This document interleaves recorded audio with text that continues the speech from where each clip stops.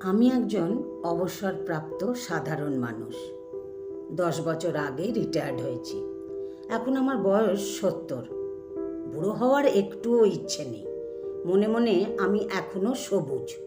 প্রতিটি দিন আমার উৎসব। পরাভব বলে কিছু নেই, ঝুটঝামেলা থাকবেই। তা বলে হারার মোটেই ইচ্ছে নেই। হেরে যেতে যেতে আমি জিতি, নতুন আশায় মাতি। অনুতাপ টনুতাপ বলে কিচ্ছু নেই। বড় সাধারণ আমি, বেঁচে আছি এই সাধারণ নিয়মেই। সকাল হয়, বাবা মার ছবিতে প্রণাম করি। দিন শুরু, ধর্মপুস্তক পড়ি না, জপ তপ করি না। ঈশ্বর আছে কি নেই অত সব ভাবি না। বাবা মার মতো দেবতা আর কেউ নয়, সুতরাং আমার আর কোনো দেবতার দরকার পড়ে না। আমার একটা ছোট বাগান আছে। কোদাল খুরপি নিয়ে বাগানে চলে যাই সকাল সকাল। এক মুঠো ভেজা ছোলা গালে পুড়ে আর এক মুঠো ছোলা হাতে নিয়ে বাগানে ছড়িয়ে দিই। আমার পরিচিত অতিথিরা আসে, এক ঝাঁক শালিক। খুঁটে খুঁটে ছোলা খায়, আবার আমার দিকে তাকায়। ভয় পায় না, ওদের অভ্যেস হয়ে গেছে।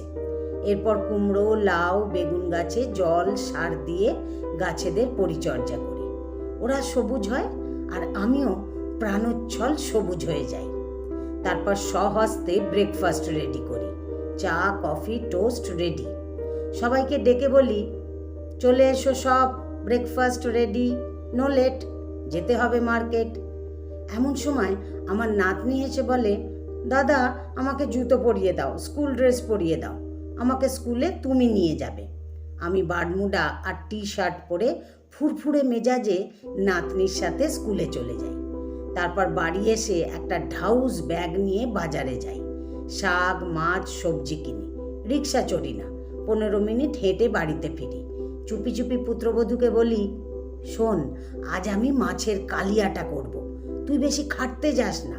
দেখবি আমার মাছের কালিয়া কেমন মশলাদার স্বাদ হবে, চমকে যাবি।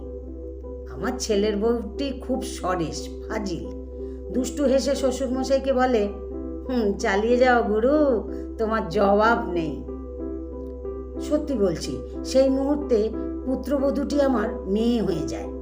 আমি পরের মেয়ের এ ক্লাস ফাদার হয়ে যাই।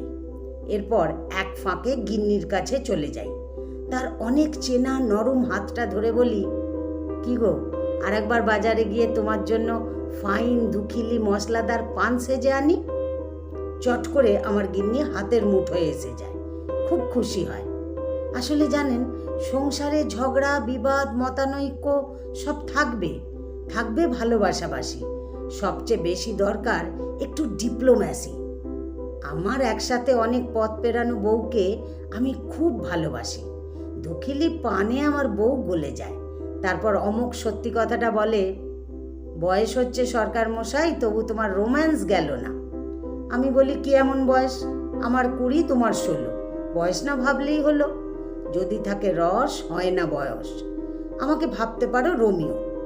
আমার গিন্নিটিও কম যান না, সুযোগ মতো ফুট কাটেন, জিও সরকার মশাই, জিও, আমি জুলিয়েট আর তুমি রোমিও। আমি বুড়ো হতে চাই না, কিন্তু সময় তার অনিবার্য নিয়মে এগোয়। জানি একদিন যেতে হবে, নদী হয়ে আছি, একদিন সাগরে মিশে যাব। কিন্তু আমার নদী হয়ে আরও কিছুদিন থেকে যাওয়ার ভারী শখ। টলটলে জল নিয়ে বয়ে যেতে চাই আরও অনেক বছর। একটা বিখ্যাত গান মনে পড়ে, জিনা ইহা মরনা ইহা, ইসকে সিবা জানা কাহা।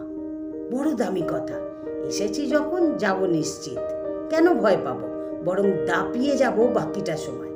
আসলে ব্যাপারটা হলো, পজিটিভ হয়ে বাঁচতে হয়, ডিপ্লোম্যাসিটা সাথে রাখতে হয়, সাধারণ হয়ে থাকতে হয়, সদানন্দে ভাবতে হয়।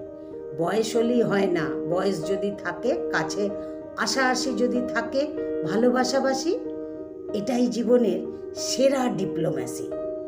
বুঝলেন বন্ধু? রচনাটি সংগৃহীত। আমার গল্পটি যদি ভালো লাগে তাহলে একটা লাইক দিয়ে আপনাদের মতামত কমেন্ট বক্সে জানাতে ভুলবেন না। আর এরকম নতুন নতুন গল্প শুনতে আমার চ্যানেলটিকে সাবস্ক্রাইব করে আমার পাশে থাকবেন। ধন্যবাদ।